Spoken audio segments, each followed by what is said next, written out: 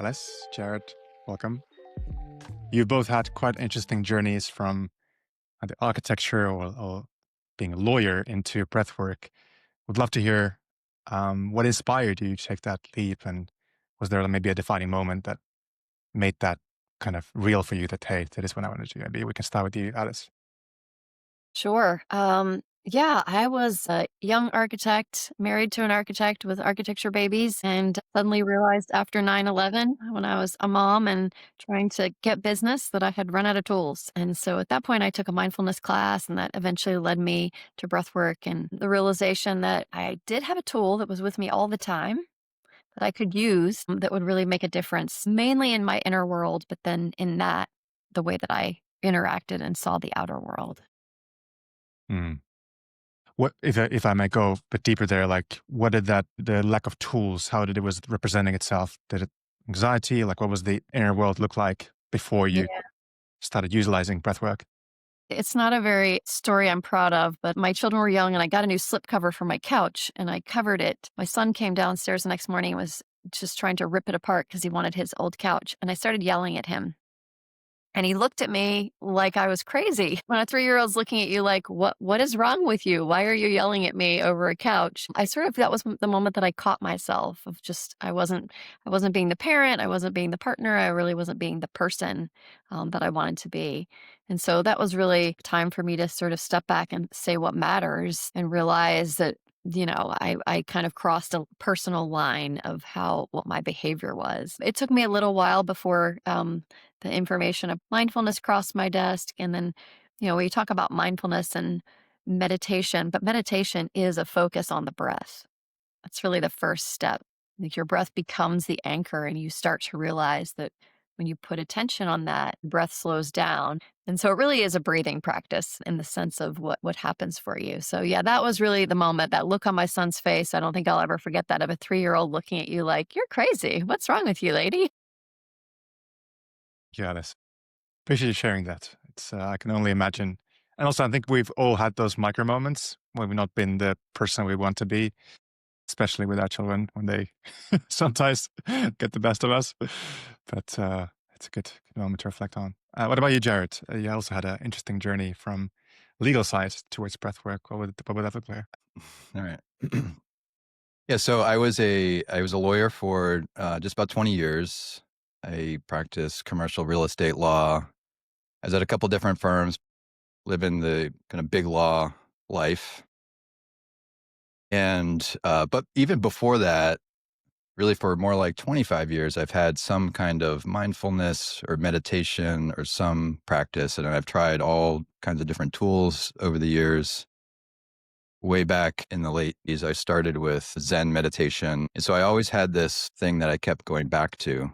And that ebbed and flowed. My legal career became very all consuming, taking a lot of time. But it's something, these different tools and practices are things that I kept going back to. And so in some ways, I view it's from the outside, it might look like I made a sudden big shift, right? I had a 20-year legal career that I left almost a year ago and started this breathwork company and joining Alice in her corporate wellness company. But in a lot of ways, it was more like coming home. I've been doing this on the side even longer. And so it was more of a just listening to myself and in alignment with what I really wanted to do, what I found my purpose to be in life, and how I can help people better. I think I helped a lot of people as a lawyer, but I think I can help more people in a more meaningful way through breath work. So that's the short version of my story. From previous discussions, I know you also had, like me, past experience of knowing what it's like when it's difficult to breathe, right? As a kid. Yeah, for sure. I I had sport-induced asthma as a kid, and that I got diagnosed with that, I think, in high school. And so I had an inhaler and did all that. But my first asthma attack was when I was a little bit younger. I was maybe 10 or 12, playing basketball, and I just had, it was maybe the level of intensity of that game just like went up a notch or something. I kind of hit a new level of competition among my peers, but something just happened and I just felt this tightness in my chest, and it was kind of scary, and I could quickly spiraled out and started hyperventilating, and that did not feel good. And it got to the point where I was really like huffing and puffing as I was going up and down the court, and it got to the point where this is not good. I had to kind of sit down. They called timeout, and it was this whole big episode, and I was in like full panic mode. It wasn't great. And so I remember though, so I think it was my dad or a coach or somebody brought over a brown paper bag that I started breathing into. And I've since done a little research about that. That's not the safest thing to do, but there's something about like recycling the carbon dioxide that's actually helping, because when you're hyperventilating, you're over breathing. And so I'm losing too much CO2. And so that's causing me to shift into this sort of sympathetic state. But what I remember is that I could see the bag inflating and deflating, and that just helped me settle my mind a bit, and it helped me start to calm down. And so slowly I kind of regained my breath. And so that wasn't this like, okay, now I'm going to be a breathwork guy, from that moment. But that's in retrospect, it really taught me that each of us has a fair amount of control over our physical, mental, and emotional state through our breath. It was that visualization of the bag that really helped me understand that on some level. I'm curious because you mentioned it's not the thing you do now. Obviously, we're not giving medical advice here, but if someone close to you was having that kind of hyperventilation attack, what would you tell them to do? Just curious. Yeah, I would. So what the bag was doing was helping me slow down my breath. And so, like I was saying, if you're hyperventilating, you're over breathing. And so you're getting rid of too much carbon dioxide. And so I would encourage a deeper breath in through the nose if you could. If it's at a point where it's too much and you can't do that, in through the mouth is fine to help things kind of settle. But get to a point where you're doing a nice deep diaphragmatic belly breath, and then really slow extend the exhale as best you can. And that might be difficult at first, but to keep with that and try to get to the point where your exhales are maybe like double the length of your inhales. And that's going to really settle things and allow that carbon dioxide to get back into your system. What do we talk about something you both work on, which is helping people in their workplace to actually feel better? And it's something actually in my first company, this was like 15 years ago, at a kind of a little startup where we're trying to help people at their workplace, specifically with these 15-minute, almost like movement breaks in the afternoon to avoid that fatigue and stress and so forth that you experience. Something I found, at least back then, is that the people that were already feeling great, they were the ones showing up to those things. And the ones who actually would want to have there, who might be like, fatigued or whatever else, they were not really coming in. They were kind of, oh, that's something I'm not interested. I guess I'm curious to hear maybe first from you, Alice, because you're, coming from the architecture background. How do you think about designing the programs you do with Jarrod when it comes to the corporate environment? Yeah, that's such a great question. And whenever Jarrod was talking about exercise-induced asthma, I was thinking about work-induced panic. In fact, we don't have brown paper bags in the office. One of the things that we did was we actually created a 15-minute program, but we call it a fix instead of a break.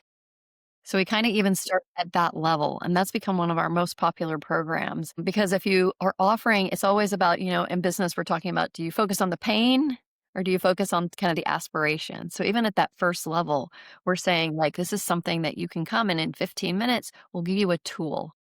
Most of our work is based in positive psychology. And again, it's giving people that here's a solution and here's a prevention. And the great thing about breath work, and when we talk about breath work, we talk about 3 pathways. We talk about tools, which is like in the moment.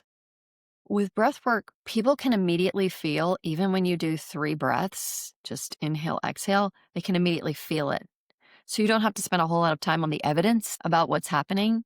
they already sort of feel that calming and they already start to see, oh, these tools work. And then that's what builds their curiosity. We all are programmed that way. Like we have to have a success and usually a quick success. And then we'll say like, what's behind this? And we'll want to learn a little bit more. So right now, that's one of the things that's really unique about us is we're really taking that immediate tool and really giving it to people. People sometimes have a pushback about yoga or mindfulness because it seems like it's just going to take too long before I can actually get results.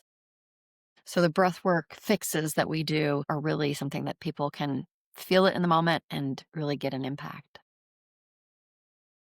Yeah, it's really well said. Anything you want to add about the way you think about designing them, Jared? Yeah, I mean, I let Alice design my programs for the most part since she was Nice. the architect. Um, but yeah, no, I agree. I think our tools, practices, journeys framework is helpful because it can, generally speaking, if we're designing a program, particularly in the corporate context, most people aren't familiar with breath work. It might be new to them. They might have heard about it or they're curious. And so it's an opportunity to kind of share something. So the tools are very accessible. Like Alice was saying, you get this immediate effect. You don't have to wait 10 years of daily meditation to sort of feel the benefits. It's quite immediate. But what we try to then tease out is that, okay, you can actually combine these tools together, do them on a regular basis, 10 minutes every morning or 10 minutes at night or whatever it is, and create what we're calling a practice around it. And then you don't need to grab the tool as much and you're building this longer term resilience through breath work. Yeah. What does it look like in terms of you mentioned the word resilience, which I imagine is one of the benefits of both having the tools and having the practice. What does it look like if you look at the companies you work with most like longest now? How do you know it's working and what are they telling you kind of before and after? Yeah, I would say that, the companies who have invested in both wellness and in their culture, and they really are interwoven these days. What they found was the companies that had programs like that were constantly talking and supporting those kinds of programs, when COVID hit, they did not have as much burnout in their organizations, and they also had retention. And they have been able to continue to have that consistency, especially some of the law firms we work with. And in the legal industry, retention right now and losing associates and partners is a really big deal. So when people feel cared about and when they feel like they're in a safe context where the company is genuinely looking at them as human beings, not just human capital, but human beings with character strengths and creativity and innovation, when people feel supported in that way, the companies, and sometimes it's not things that you can measure. It's not the exact ROI of the savings on your health insurance, but they really are able to retain that top talent, especially in the US right now. We're really in a crunch about, that top talent is really going to make a difference over the next 5 to 10 years. I'd add to that, like Alice was saying, you can't measure the ROI through health care costs, but companies do measure that retention, right? And companies definitely know the cost it takes to onboard a new person. So if you have a lot of turnover, that's not great for the bottom line, right? That's going to affect your overall profitability. So there are these different kind of metrics that companies can look to see if something like culture building is helping their company. Maybe peel back in practice. You mentioned the fix. It could be that or something else inside these programs. But I think for a lot of listeners, they would prefer to have like a practical tool. Is this something we could give them in a very kind of short time span? What does a breathing exercise look like where in a short amount of time you get immediate benefits for someone that is potentially stressed and not yet on the burnout side, but could use a bit of help? I nominate Alice to lead us through a 3 breaths exercise. It's something that we often do at the beginning of our programs, and it's something that Alice has pioneered years ago, and she's quite good at it. Right. So this is so complicated. You have to count to three and you have to breathe, which most people, sometimes people look at it like, I'm already breathing. And I think this is one of the big mysteries is that we are automatically breathing without thinking. But when we and I always think about, it's like walking up to a friend and putting your hand, like holding their hand when we kind of connect with our breath. So first, it's just sitting up nice and tall. It's just giving that space in our bodies. Maybe roll the shoulders up and back, maybe give a little wiggle. Sometimes we get so stuck in our spaces. And then just it's a long, deep inhale in through the nose. And then opening the mouth and just a nice slow exhale. Another inhale in through the nose and feeling the whole sort of belly expand. Like your whole rib cage is a barrel, your whole torso is a barrel. And then just exhale again, opening the mouth. More air can kind of come out. I'll feel a little bit of grounding in the exhale. And then the third one, again, long, deep inhale. Maybe make this one a little bit bigger. Inhale, open the mouth and exhale. And maybe you make a little sigh on this one. Yeah, sometimes it's nice. And then just a little shake, so often, and I think when we were talking earlier about resilience, we think about resilience in sort of a physical, like, do you have muscles? But our nervous system is really the most important tool to build resilience. And when we're building resilience through breath work, through the full capacity of a full inhale and a full exhale, as Jarrod said, breathing more efficiently. So, not having this shallow, narrow breathing or more breaths per minute, that is actually building up really the integrity of our whole life force body system. And that's really the kind of resilience that we're talking about, resilience of the nervous system, because it's just dictator of so many things. So, how do you guys feel? Good, relaxed. Yeah. Something like what's interesting about that for me is that it's super simple. It's not really a technique. You're just bringing awareness to the breath. You're then manipulating it in a particular way, and we're slowing down our breath with that one typically. And so by just slowing down and taking fewer breaths per minute, we're going to naturally shift very easily into a parasympathetic state. I feel relaxed. Also, How about something I you, found Patrick? interesting is that I had a recently on actually a previous episode with our scientific advisor, John Dickinson, and he was talking about the breathing pattern disorders where people are not utilizing mechanically the body in the right way to breathe properly. And what he mentioned was like, a good breath, just scientifically, is one where the rib cage expands in all directions. So I think your description of the barrel actually is very kind of visually useful, where it kind of connects, think about the right muscles doing the work. And might be quite useful for a lot of people who don't even know how to breathe in the kind of quote unquote right way. Yeah, I'd add to that too. When we get to our practices pathway, one of the components that we like to add in is combining breath with movement.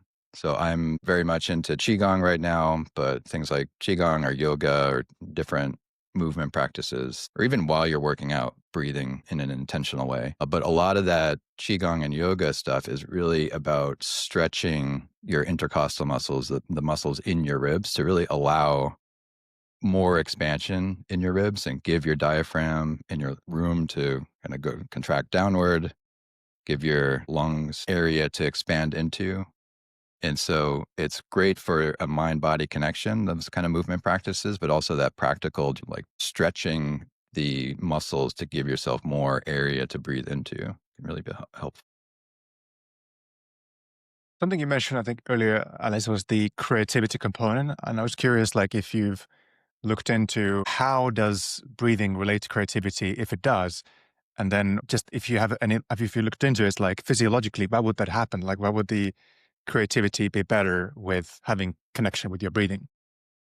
So, yeah, as an architect and sort of coming from a creative background, I remember back in architecture school and it was like, how do you get ideas? And sometimes when we're trying to solve a problem or be innovative, we're pushing, pushing. What I've noticed is the more of my practices that I have in the morning and the more breath work I do, whether it's chanting or jumping on my trampoline or yoga, when you're doing breath work, it's a soft focus.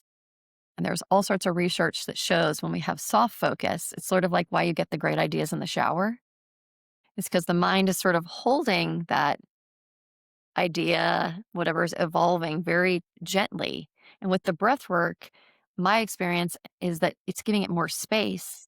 And it's almost like a landing pad. Those are usually when the ideas have a great space to land and they just kind of pop in. And so sometimes we have this illusion that, like, well, why would I spend 20 minutes doing chanting in the morning as breathwork practice? That's kind of my favorite breathwork practice. Over and over again, when I spend that 20 minutes, when I do sit down at my desk, I've kind of worked through that's how the beginning of that talk should go. And so I think it's one of the things we talk enough about how do we have enough time, and it's a win-win because we're getting the breath work in, we're building our nervous system, we're setting up, we're getting, whatever your device is, and I can't wait to start, you're seeing that it's making a positive impact, and you're getting those ideas, and you're creating that space for that to kind of come through for you.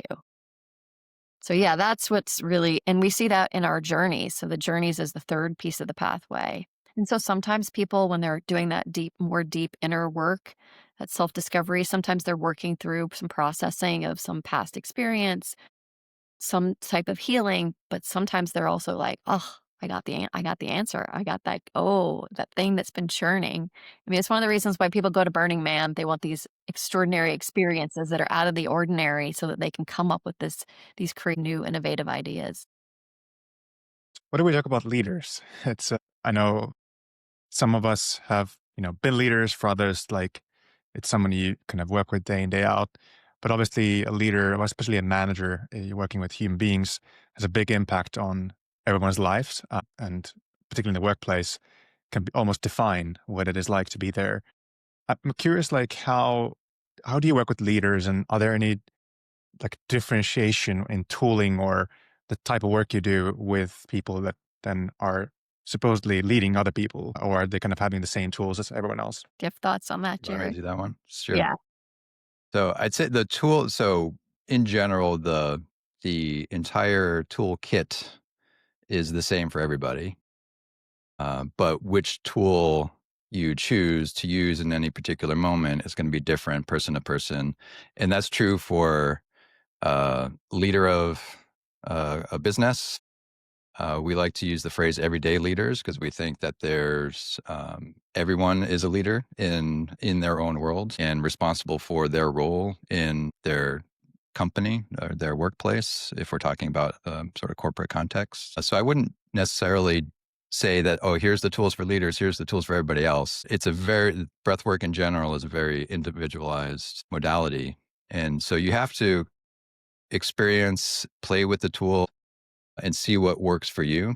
We have a tool that we call power down breath. It's just inhale for a count of 4 through the nose and a longer exhale out through the mouth, similar to what I was saying you should do if you're having an asthma attack. But that is, generally speaking, that shifts you to the parasympathetic nervous system state.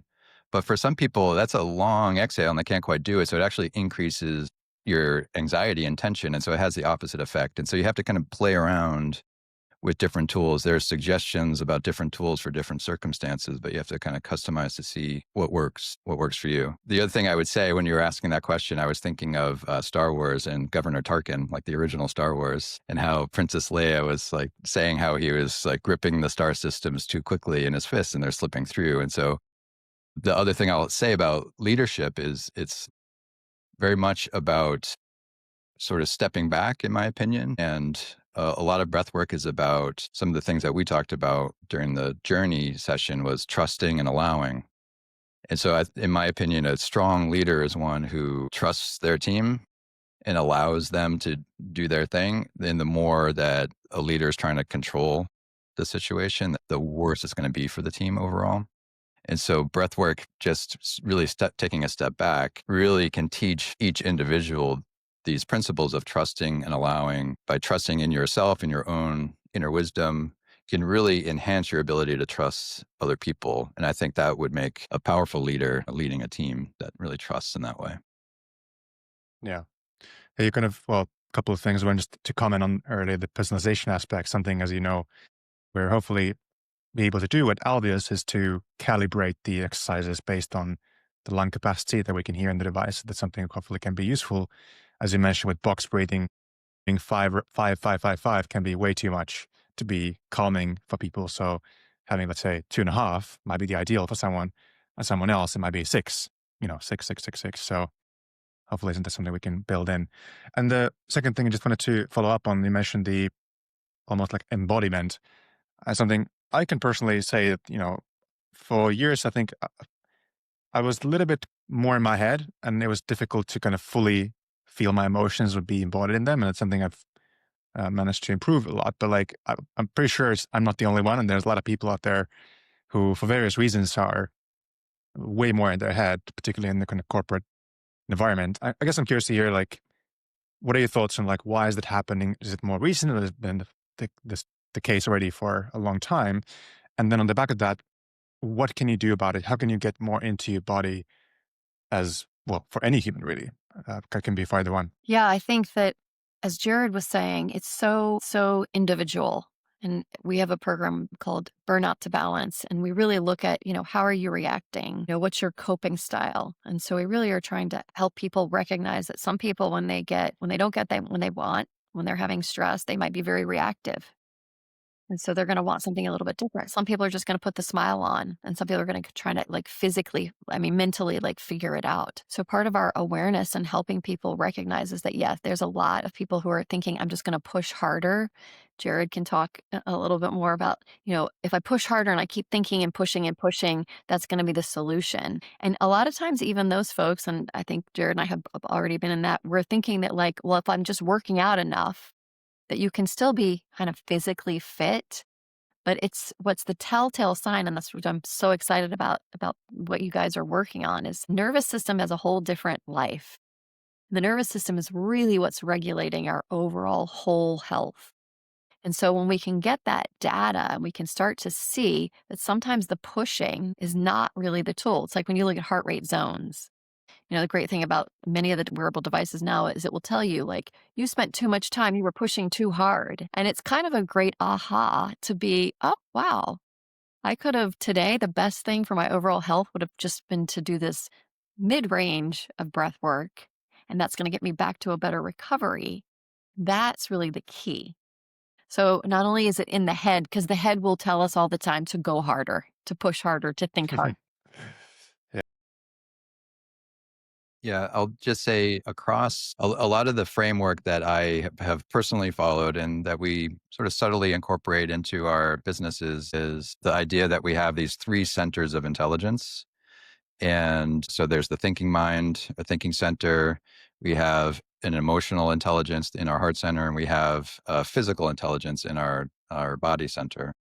And we see that kind of framing across all kinds of traditions for thousands of years. So I don't know. I'd be curious. I don't know the answer whether we are more in our heads these days versus in the past. I suspect we probably are. Probably something to do with just the growth of technology and how everything is sort of visual on our phones and everything and all that. But a lot of the work that I've done on myself has been about trying to get those three centers of intelligence to flow together more readily and sort of align. And there's constant communication among them. But we all know if something suddenly, an emotional event happens, it's pretty shortly thereafter, there's a story happening in your head and you're going to feel like some physical tension perhaps or something. They all play into each other and they can really spiral out of control, or they can kind of give positive like biofeedback to each other. And so seeing how those all interact in real time can be very helpful. And the breath can help you do that, in my opinion. Or the breath is the thing that's kind of bringing you inward. And you can see that the breath has an impact on your physical state. Your breath has an impact on your mental activity, and it has an impact on your emotional reactivity as well. And so it's this thing that can kind of allow those three centers to align and kind of communicate more efficiently. Yeah. I've actually, as I'm dug in more and more into this world of breathing, it's kind of, as we've talked about nervous system quite a few times, and come to realize, like, it does seem to me like there might be others, but the two key systems inside human beings, physiologically speaking, seem to be the nervous system. And downstream of that is a lot of things that happen, whether like disorders and otherwise. And the other one is metabolic system. And downstream of that, you have diabetes, obesity, but also like Alzheimer's potentially and many other things. So it does seem like these two systems are like pivotal. And I don't think anyone's really established the link between the two. And I asked a couple of scientists recently about, have we looked into it? And not much, apparently. So anyway, as a side note, it would be interesting to understand how does the nervous system regulate the metabolic and vice versa? How do we eat influence the nervous system? But the question I wanted to ask you, because we've talked about this nervous system, but everyone kind of understands what is parasympathetic and sympathetic, but probably not fully. I'm not sure if either one of you have looked into the scientific thing, but at least on a high level, could you explain, like, what is it And how does physiologically breathing affect the nervous system? Maybe Alice, you can start. Yeah. So there's something called the vagus nerve, which starts basically at the back of your throat and it goes all the way down your spine. And it actually is connected into all of your major organs. And so what they found in research around mindfulness, which I find so interesting, is that you can measure vagal tone. And so when they did an 8-week mindfulness course and they measured people's vagal tone at the beginning, at the end, they actually had increased vagal tone. It's like building a muscle. And that came from mindfulness. But this is the key. In mindfulness, the directions are put your attention onto your breath. So people were actually doing a breathwork practice because the minute that you put your attention on your breath slows down. And so we've been able to sort of, and now there's more research that's starting to support that vagal and the vagus nerve is, and that vagal tone is when we're in that parasympathetic, that's the rest and digest. That's when your body is doing not only the physical repair, but sleep is so critical because sleep is actually taking all the mental things that we're learning and processing. And it's almost like a library where you've got a stack of books at the end of the day.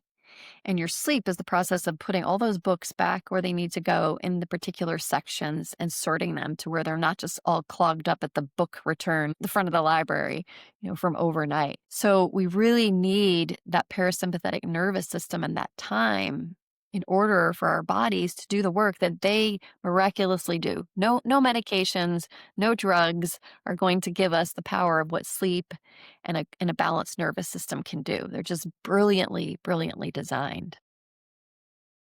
Yeah, and I'll just add what I find helpful. I mean, most people are familiar with the fight or flight mode, right? And that's the sympathetic nervous system state. So we are more alert, we are more tense, and it's just something that's like, from an evolution perspective, is deeply ingrained in our nervous system that our nervous systems have these built-in mechanisms to protect us, right? So way back when, if we're being chased by a lion or whatever it is, like, we need to allocate our limited energetic resources to fleeing that danger, right? So more blood is going into our muscles and moving away from our digestive system and making us more alert and more responsive. And then on the other side, the parasympathetic is that rest and digest system. And so when we're safe, it's our chance to, okay, now our body again knows to reallocate our limited energetic resources to actually digesting and putting the books back on the shelves, like Alice was mentioning. And so what happened, we naturally throughout the day are sort of cycling between these two. And you can kind of monitor that you can kind of tell which nostril is your dominant nostril at any given moment. And that's going to tell you if you're sort of in a parasympathetic state or sympathetic state. But it's naturally cycling back and forth. But just bringing it back to like a corporate and work environment, we tend to be on all the time. And so most people are in that sympathetic fight or flight nervous system state more often than really they should be, or more often than is sort of natural for our nervous system. And so that's where breathwork can help bring us back to that rest and digest in an intentional way, through breathwork tools. And just back to the resilience, and what a breathwork practice will do is building resilience. It helps your body kind of find that balance of just naturally flowing back and forth between the two. And then you're just more sort of nimble from a nervous system perspective. How much do you kind of talk about or work with people around the way they breathe outside their practice of breathing? Like when it comes to how they just breathe day in, day out. Yeah, the great part about is that, it's sort of like training at the gym and building muscles because you want to go hike the Grand Canyon. And so it's the kind of thing where when you're putting that time in practice and then you're realizing like, oh, I could play pickleball for 2.5 hours and I wasn't even winded and everybody else was sweating and dying. Or, I could lift my garage door. I could get the whatever. I could pick my kids up. So the beautiful thing is when you're putting that little bit of intentional thinking practice, then you're able to sort of see in your life how just many things you just expand your capacity. And as Jarrod was talking, the thing that we're not very good at really knowing the impact of our sleep. Like we can know that we wake up, but it's the same thing with our breath and like what our heart rate's doing. It's not until we get tools, and you and I have talked about some of the tools that we're currently using, but when I have those tools and I see real data, I can't argue that. I read a thing the other day about a guy who was in court, a lawyer, and suddenly his data started showing that he was at like 155 heart rate. And so when we have those tools, we can start to see like, oh, wow, I am feeling better, but also I've got the data. And I still realized yesterday when I did that thing, I'm not going to do that thing anymore because that thing really messed me up. And I do want to hike the Grand Canyon. So it really gives us, it's like having a Waze. I always say like any sort of tools that we have that can give us real reflective, like you are making progress, because in order for us to continue the breathwork practice or continue these tools, we need several kinds of data.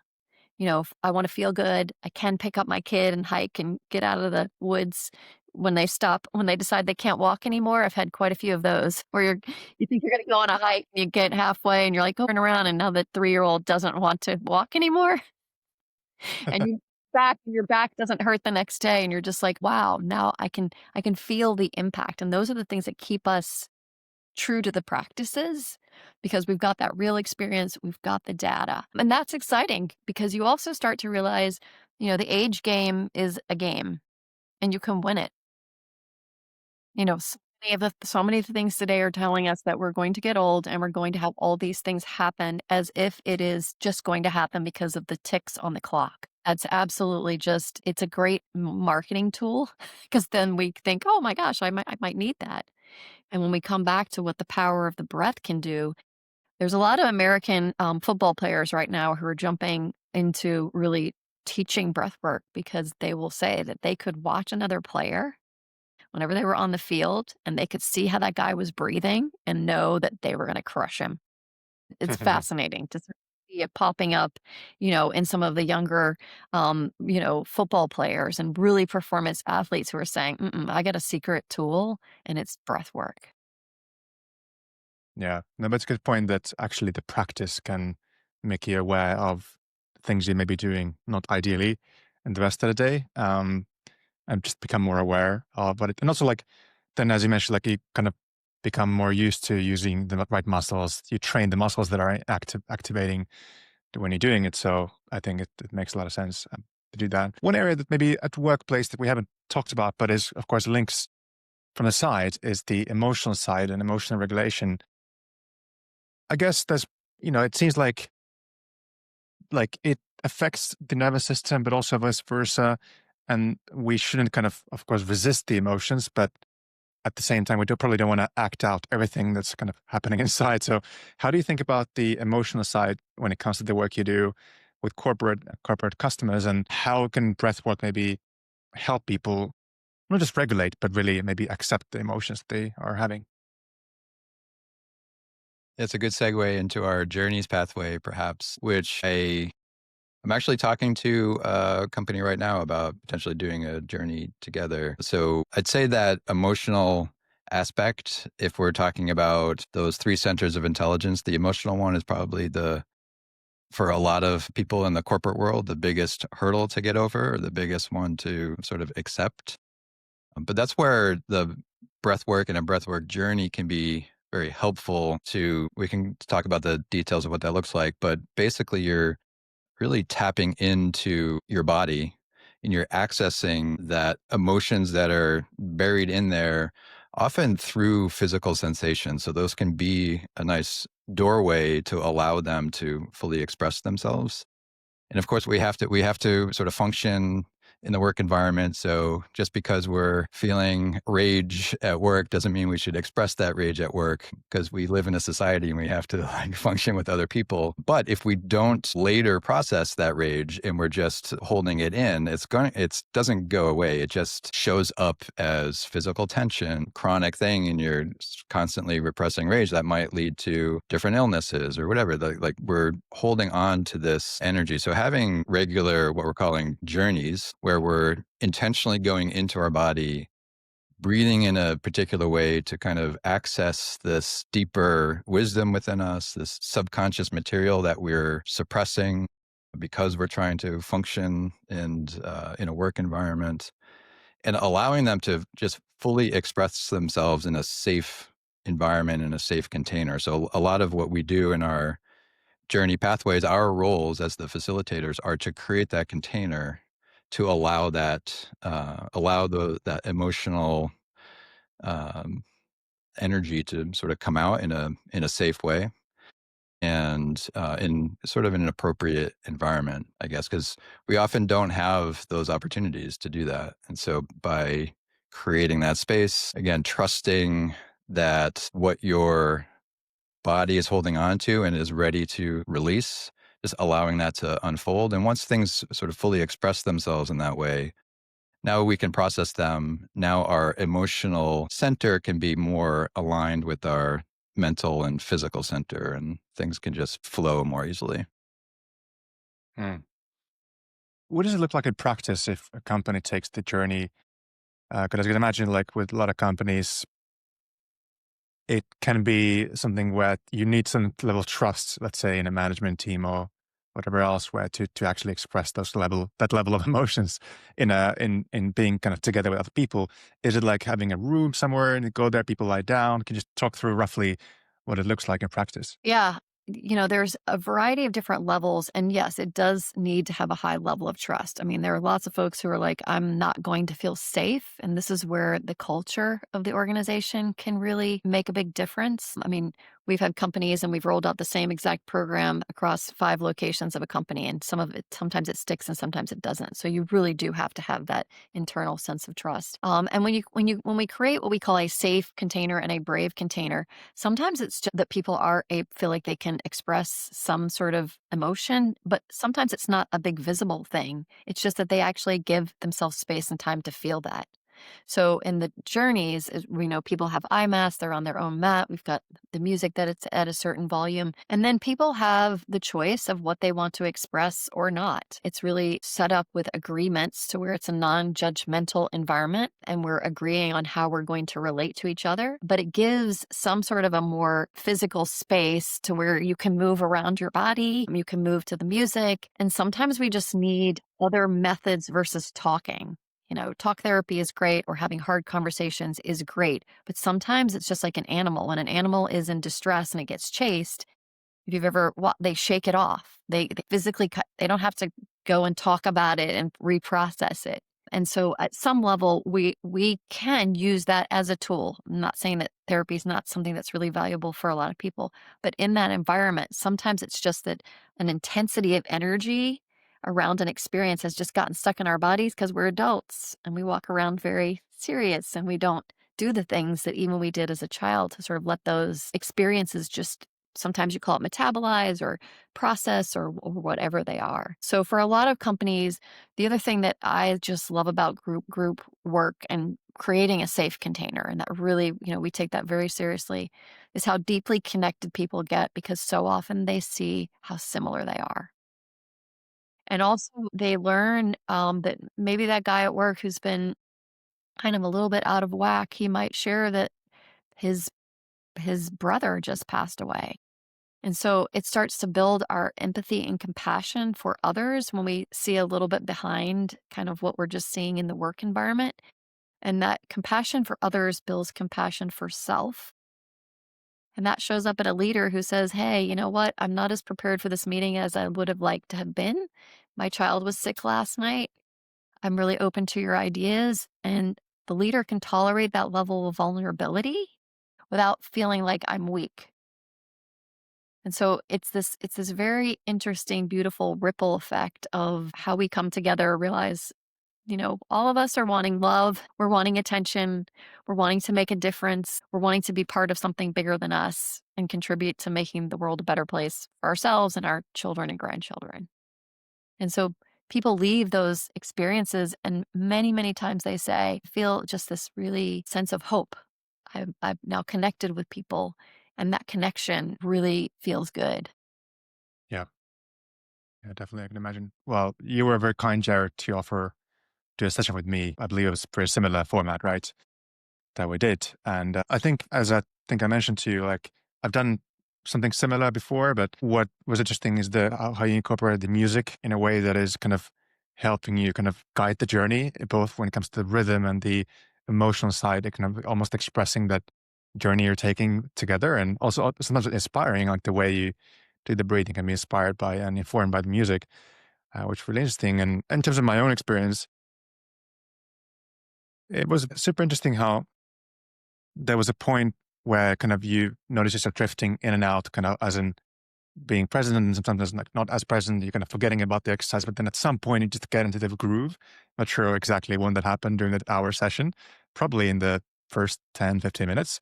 And then it becomes automatic. And then you just kind of are with the rhythm. And then at some point, you start losing, the body becomes like just tingling all over. You don't really feel the same way as you typically do.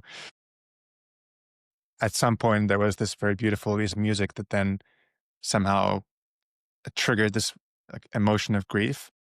I couldn't like take apart where it came from yet, even after now a few weeks after the session. But it was like so powerful and clear, and it kind of all the way to my face, like in the muscles and everywhere. And luckily, I managed to stay with it and let it go slowly. But it was actually a kind of positive thing. It was like beautiful, like a nice feeling of sorrow instead of this thing you want to resist. And then afterwards, I felt like super present for quite a long time, particularly that evening when I went driving. I normally put on the radio for a while, just to have something background noise.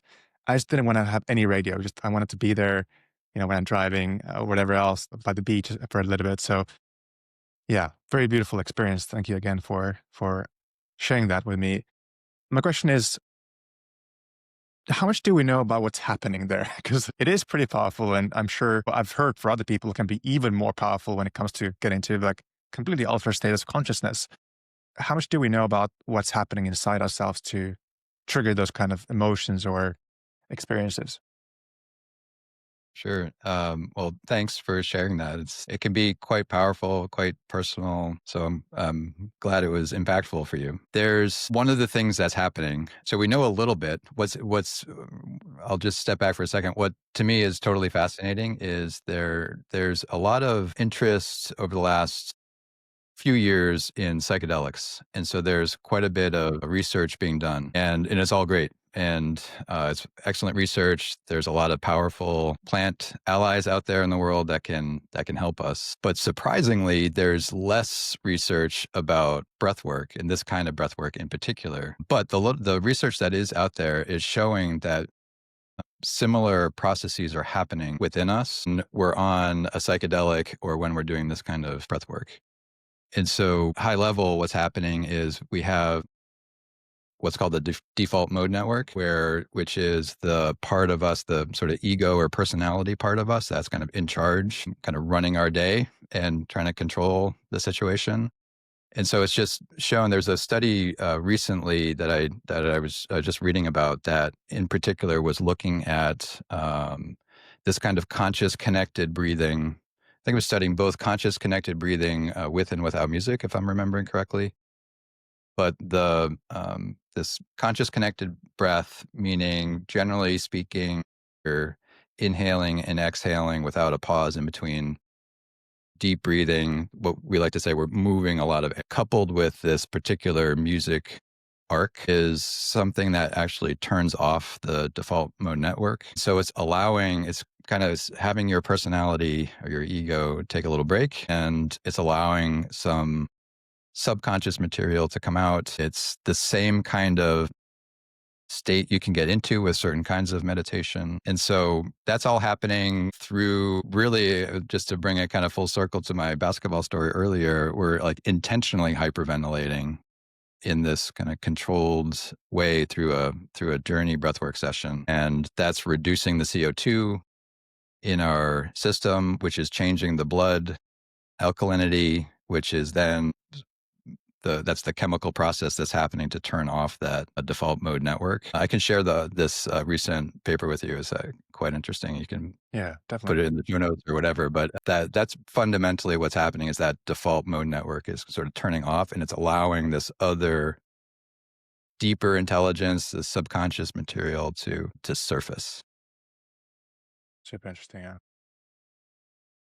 Wonderful. As we start coming to a close here, I'm curious, what do you think are the biggest misconceptions that people have around whether it's just well-being at work, breath work? You can choose whichever area you want to tackle, but maybe Alice first. Like, what's a misconception that you'd love people to be a bit more educated about?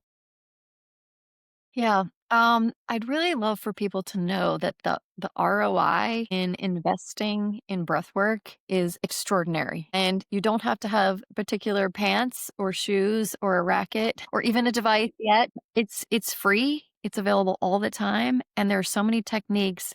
As Jared said, so many people think about it as calming. But when we need energy, so often we're just getting depleted. When we need energy, there are tools that can quickly build energy way better than a Mountain Dew, just one of the sodas around here that people go to. So just the brilliance and availability of the breath as a massively important tool for health, purpose, and joy, all of the things. Yeah, I'd say, yeah, it's just to add to that similar message. It's super powerful. It's accessible. It's easy to learn, and it's something our bodies already do. We know how to breathe. So just adding in a little awareness to the breathing process and a little intention around it is quite powerful. So for me, like sort of fundamentally, the beautiful thing about it is this idea of autonomy and self empowerment. We give up so much of our autonomy to things out in the world, but we have so much strength and wisdom within us that the breath can help us access, and with very simple tools. So to me, that's the beauty of it, is the more we can actually connect with the breath, more we can kind of reclaim this like inherent autonomy we have. And so when we do that, we learn a lot about ourselves, a lot about how we operate in the world and how we want to show up in the world. So it's incredibly empowering. They always say that if exercise was a pill, it would be like the most powerful medicine ever created. So I feel like if breath work is a pill, it would be for a different purpose, but equally powerful for different things. But it's Yeah, for sure. yeah, different than ingesting just something. Where can people learn more about the work you do for corporates? You want to talk about Prasada a little bit, Alice? So, in our corporate work, we're at Prasada. It's www Prasada Whole Being, WHOLEBEING. So that can share all the different programs that we have and how we can help with executive leaders, everyday leaders, and all the people who are going to work every day and trying to make the world a better place. The way we help individuals is through the Infinite Center. We are currently building out our webpage for that, but you can find us on Instagram or Facebook at the Infinite Center Official. And so for both, an easy way for people to access our work is every third Wednesday of the month, we do what's called a breathwork hour. And so we just have, it's free. People can join. It's on Zoom. It's 7:30 p.m. Eastern time in the US, third Wednesday every month. And we share tools, and usually 2 or 3 tools each month. And it's a great way for people to just start getting their feet wet with breath work. Sounds like it's suitable even for the Europeans here. If we close with a last takeaway and last tool for the audience, we've already done quite a few. So we've had the 4 in, 8 out type of calming breathing. We've talked about a couple others, but what's the one that you want to leave people with? Maybe we'll start with you, Alice. You mentioned that it doesn't have to be always relaxation. Is there one that you have in mind that would be helpful people to actually energize themselves? So Breath of Fire is one that's kind of fun. And it literally is like, you know how when you blow out a candle and you're blowing out through your mouth, but you're doing it with your nose. So it's like, and so it's just I'll lead you in about 20 of those.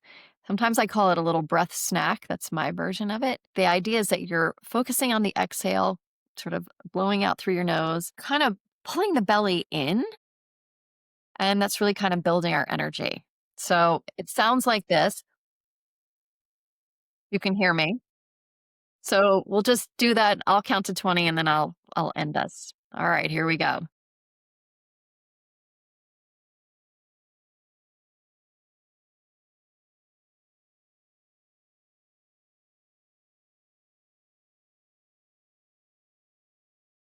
All right, that was close to 20. I think I hit Long about deep 30. inhale in through the nose and open the mouth and exhale. Great part about breath work is sometimes you don't have to be so precise. As long as you're kind of got the gist of it, it works. And is that kind of energizing, right? For the Yeah, body? you might feel like a little bit buzzy, but a little bit of pep. That What that about you, one Jarrod? shifts you What's into your like favorite? sympathetic. So I think a good one is, so we did kind of the extremes. So we just did breath of fire. That's energizing, helps you focus, puts you into the sympathetic nervous system state. The 3 breaths and the power down are about shifting into the parasympathetic. So another one that is very easy that we like to share is what we call, it goes by different names, but we call it ocean breath. And so that's going to help either if you're overly agitated, it can help. And so you're in a sympathetic mode and you don't want to be, it can help pull you down. But it can also give you a little burst of energy if you're feeling a little sluggish and kind of pull you up. And so it's kind of this more of a balancing breath. And so it's great anytime. Anytime you just are like, I need some breath work and I don't know what to do, you can always just do ocean breath. So it's very easy. It's going to be in and out through the nose, and it's going to be in for a count of 4 and out for a count of 4. And if you can, the ideal way to do it is to sort of breathe in through your nose, but through into the back of your throat. And so you can think of it as fogging up a mirror. You have to kind of like make a sound in the back of your throat. And so you can do that on the inhale and exhale, kind of trigger the same spot. And you can also do it through your nose. So I don't know if you can hear me, but if you almost sound like a little Darth Vader sound in the back of your throat, or it can sound Yeah. like an ocean wave, which is why we call it. So 2 Star Wars references in one podcast episode. Nice. That's Good pretty. work. But it sounds like an ocean wave as well. So you want to try to get that sound. So we can do a couple rounds together. So just relax. You can even close your eyes. And then in through the nose for a count of 4. So inhale, 1, 2, 3, 4, and exhale through the nose, 4, 3, 2, 1. Inhale, 1, 2, 3, 4, and exhale, 4, 3, 2, 1. Inhale, 1, 2, 3, 4. Exhale, 4, 3, 2, 1. Do one more. Inhale, 1, 2, 3, 4. Exhale, 4, 3, 2, 1. And then just drop the counting, natural breath in and out through the nose. Shake it off, open the eyes, come back to the space. So again, it's more balancing. So it will give you a little bit of energy if you need it, but it also can calm you down. It is a lower respiratory rate. And so it does have that sort of calming effect. But it's not as extreme as that in for 4, out for 8. So it's not as quite as calm. Is that also called coherence breathing? Is that the same thing or a little bit different? Yeah, same idea. And it's really that you want to get into what Alice, you'll remember the heart math part of it, or like the heart coherence and that respiratory rate. But that's the idea. Yeah. Before we close, just I can't leave this without asking you, Jarrod, you mentioned the nostril thing. I've never heard of that. Can you actually like Yeah. tell whether somebody is in that, like which part of the nervous system is based on the nostril? Yeah. So if you just kind of put your finger below your nose and just exhale through your nose, one side is likely more dominant than the other, or like a stronger sensation. This is something you can kind of test throughout the day, and you'll notice that it does change. And so if it's your left nostril, that means you're more in a parasympathetic state, and your right nostril a sympathetic state. So just something to kind of test throughout the day. and you'll see that one. And assuming you don't have a cold or something, and you're not like stuffed up or whatever. But I did it when I first learned about that. I did it, and I found that I'm in the sympathetic state more often than I want to be. And so through breathwork, you can actually it's something you can kind of use as a little assessment as you build the breathwork practice to see, well, how often am I kind of balanced, or am I sort of overly in the sympathetic mode or overly in the parasympathetic? That's wonderful. And again, something hopefully we can, at least our purpose was to have something called nervous system index, where people can see Yeah. based on things like inhalation, exhalation ratio, which state they're in. But this is a nice hack as well for people that don't want to have another device. Awesome. Hey, thank you so much both. And not just for being here, but also for the work you do. I really believe that this type of help can really help people a lot, but also in corporate environments make the culture and that people have in what place they spend a big part of their waking hours in better and more compassionate and kinder. So thank you. Thank you for the work you do, and thank you for being here. Thanks for having us. Thank you. We're excited about your work. Looking forward to seeing what you guys create. Thanks for having us.